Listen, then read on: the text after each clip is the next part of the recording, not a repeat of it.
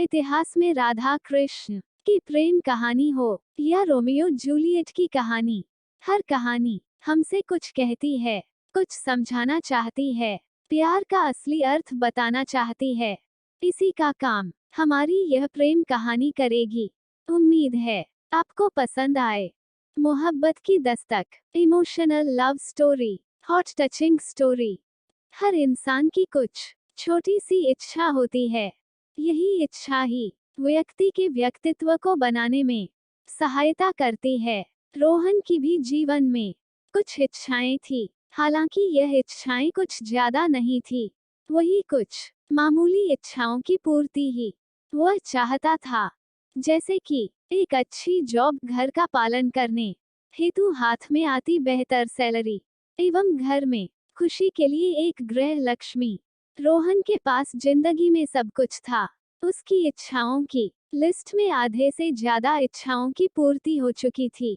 वो एक कंपनी में अकाउंट्स मैनेजर के स्थान पर कार्यरत था। अच्छी सैलरी का पैकेज भी, कंपनी और कॉलोनी में उसकी अच्छी इमेज थी। लेकिन फिर भी रोहन काफी चिंतित रहता था। इसका कारण था उसकी माता पिता की बीमारी। वह चाहता था कि उसकी जल्द शादी हो जाए, लेकिन उसकी शादी न होने का सबसे बड़ा कारण उसका बढ़ा हुआ पेट था। कोई भी लड़की उसमें अपना पति नहीं खोज पाती थी। रोहन के मम्मी पापा पंडितों में बहुत मानते थे। उन्हें शादी न होने में अपने बेटे रोहन के बड़े हुए पेट को दोषी नहीं मानते थे, बल्कि उन्हें रोहन की कुंडली में दोष लगता था।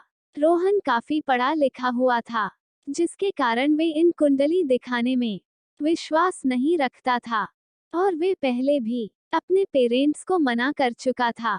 लेकिन इस बार जब माता पिता ने कहा, तो रोहन मान गया कुंडली के लिए। लेकिन उसने ये शर्त रखी कि वे खुद नहीं जाएगा, क्योंकि उसकी सोच अभी भी उसे इन अंधविश्वास को मानने की आज्ञा नहीं दे रही थी।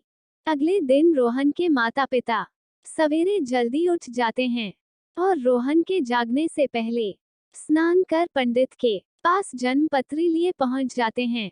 ये पंडित स्वन्या को बेहद ज्ञानी बताते हैं। जिस प्रश्न का जवाब किसी के पास उपलब्ध नहीं होता, उसे भी हल करने का दावा करते हैं। बड़ी बड़ी फोटो अखबार में छपती है इनकी। जैसे ही रोहन के माता पिता रोहन की जन्म पत्री पंडित के सामने रखते हैं, तो रोहन की जन्म पत्री देख पंडित बताता है कि रोहन की कुंडली में मांगलिक दोष है, अर्थात उसकी शादी जिससे भी होगी, वो लड़की कुछ ही दिनों में मृत्यु को प्राप्त हो जाएगी। उसके बाद ही इसका मांगलिक दोष खत्म होगा। रोहन के माता पिता ये सुनकर घबरा जाते हैं। वो ये सब बातें रोहन को नहीं बता सकते थे, क्योंकि रोहन ये सब सुनकर गुस्सा हो जाता, क्योंकि वो ये सब बातों पर विश्वास नहीं रखता था। रोहन को अगर कुछ भी पता चलता, तो वो किसी की भी जान मुश्किल में डालने से अच्छा शादी को ही मना कर देता। लेकिन हर माता पिता की तरह रोहन के माता पिता की भी रोहन की शादी करवाने की इच्छा थी। उनकी तलाश खत्म एक पास गांव में जाकर हुई। उस लड़की का नाम प्राची था। प्राची से शादी करवाने का मकसद सिर्फ रोहन के मांगलिक दोष को मिटाना था। प्राची शहर के वातावरण से दूर एक गांव की बोली सी लड़की थी। कुछ साल पहले तक गांव में हर जगह इसी के चर्चे होते थे। वो हर फील्ड में बेहद उत्तीर्ण थी, चाहे वह खेल हो या पढ़ाई। परंतु उसी के कुछ महीने बाद उसकी खूबसूरती और उत्तीर्ण की आदत से उससे जलन वाले लोग उसके चेहरे पर एसिड अटैक करके चले गए। उसकी मदद को कोई नहीं बचा। उसने कोर्ट से भी सहायता मांगी, परंतु उसके माता पिता इतने सक्षम नहीं थे कि वकीलों की फीस बढ़ सके। शुरुआत में तो उसके माता पिता ने उसे न्याय दिलवाने में पूर्ण सहायता करी, परंतु जीवन में ऐसे पड़ाव भी आते हैं जब हर तरफ मात्र अंधेरे के सिवा कुछ दिखाई नहीं देता। अब प्राची अपने माता पिता पर कुछ हद तक खुद को बोझ समझने लगी थी। प्राची की दो छोटी बहनों की भी शादी हो चुकी थी, लेकिन प्राची की शादी नहीं हो पा रही थी। कोई भी लड़का अगर प्राची की पुरानी फोटो देखकर एक बार प्राची का हाथ मांगने आ भी जाता तो उसका असली जला हुआ रूप देखकर उल्टे पांव लौट जाता। प्राची के बारे में रोहन के माता पिता को किसी परिचित से पता चला। रोहन के माता पिता बिना देर किए प्राची के घर पहुंचे। प्राची से मिलने से पूर्व ही रोहन के पेरेंट्स ने पंडित को सब बातें रख दी, जिसे प्राची ने छुपकर सुन लिया था। शुरू में तो प्राची के माता पिता ने इसका विरोध किया, परंतु जब रोहन के माता पिता ने उन्हें पैसे देने को कहा तो प्राची के माता पिता अपनी आर्थिक स्थिति देख उनकी बात मान जाते हैं। वह कहते हैं न कि गरीबी बेहद घातक होती है, चंद पैसों में यह ईमान बिकवा देती है। रोहन के माता पिता घर पहुंचते ही आनन फानन में रोहन की शादी जल्द शुरुआत करवा देते हैं। रोहन कई बार कहता है उसे लड़की से मिलना है या उसकी फोटो देखने की जिद करता है, परंतु हर बार उसकी माता पिता कोई न कोई बहाना मारकर मना कर देते हैं और कहते हैं कि तू हम पर भरोसा कर, तेरे मम्मी पापा वर्ल्ड की बेस्ट बहू ढूंढ कर लाए हैं। रोहन की शादी बेहद जल्दी हो जाती है। इसमें रस्में रिवाज नहीं निभाई जाती, मात्र कोर्ट मैरिज ही होती है, जिसमें नहीं ज्यादा गेस्ट को आमंत्रित किया जाता। कोर्ट से घर पहुंचने में समय लगता है, रात भी बेहद हो जाती है। रोहन शेरवानी पहने और प्राची घूंघट ओढ़े दोनों घर पर दाखिल होते हैं। रोहन घर पहुंचते ही अपने टाइट कपड़े बदलने बाथरूम चले जाते हैं। जैसे ही वह बाथरूम से आता है, प्राची कमरे को देख रही होती है। रोहन का कमरा बेहद बड़ा होता है। इसमें हाथ से बनाई हुई पेंटिंग एवं बड़ा टीवी एवं एक बड़ा सा शीशा होता है, जिसमें उसकी तस्वीर दिख रही होती है। जैसे ही रोहन कमरे में प्राची के पीछे खड़ा होता है, प्राची घबराकर अपना घूंघट नीचे कर देती है, जो उसने कुछ देर पहले ही हटाया था। रोहन ने प्राची से कहा, घबराओ मत, मैं जानता हूँ कि तुम्हारा शरीर जला हुआ है। उद्धरण चिन्ह। प्राची इस पर हैरान हो जाती है।